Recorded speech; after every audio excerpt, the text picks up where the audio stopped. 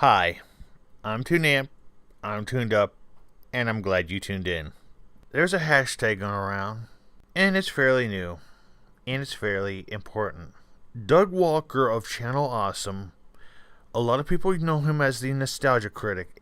If you have not seen his videos, they are awesome. They are great. They are funny and have great commentary. He is an amazing critic. He put up a video recently talking about the copyright system and how it's broken, the YouTube copyright system. It's been a problem, and it's gotten to be a bigger problem. In 1970, there was a copyright law put in place called fair use. Actually, I think it's maybe more recent than that. I'm not doing any research on this. I know what I know. But the fair use copyright law has been in effect for a while now. It states that if you do a parody, or if you do a review, and you use content from an original content for a movie studio or a song or something like that, then you are in the right to use that. You can monitor it. You can monetize it, which means you can make money off of it. You are in the legal right to use that. And there's been a problem that these bigger companies, these big corporations from Hollywood, has gone and flagged people, have taken videos down, have taken away a lot of people's livelihood because of this. Because they are abusing the law. And that's illegal. And Google and YouTube are just standing by and pretty much doing nothing because there's no human contact with Google and YouTube. Like I said, a lot of people are being affected, and it's gotten so bad to the point where this hashtag WTFU, where's the fair use, is needed. And yes, I am jumping on the bandwagon, because I've seen this happen to a lot of people lately. Not me necessarily. I haven't had...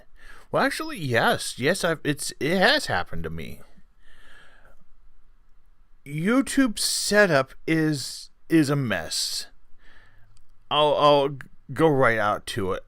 I've had content, personal content, not videos of me reviewing something or using clips from other people, but personal content of mine has been taken down, flagged, or I've gotten a copyright strike or had a content ID where the music has been muted, and a lot of times it makes no sense.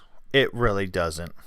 And it's going to get worse if something's not done. And when I say it's going to get worse is because I have on deck a documentary, and it's going to use a lot of content, and I am in the legal right to post it on Facebook because it is a documentary style where I am criticizing and reviewing, and the fair use law says I am in the right to do this. Now, why am I making it a big deal? Well, it's a big deal because a lot of work goes into this, and I'm looking to see if I can use this as some sort of career or part of a career or something like that, where I can use my creative talents to make money off of these videos. I've seen it too much, and it's gotten to a head where where's the fair use hashtag is important, is really important, and because it's affecting the bigger companies. Now, the bigger companies like Channel Awesome can fight back.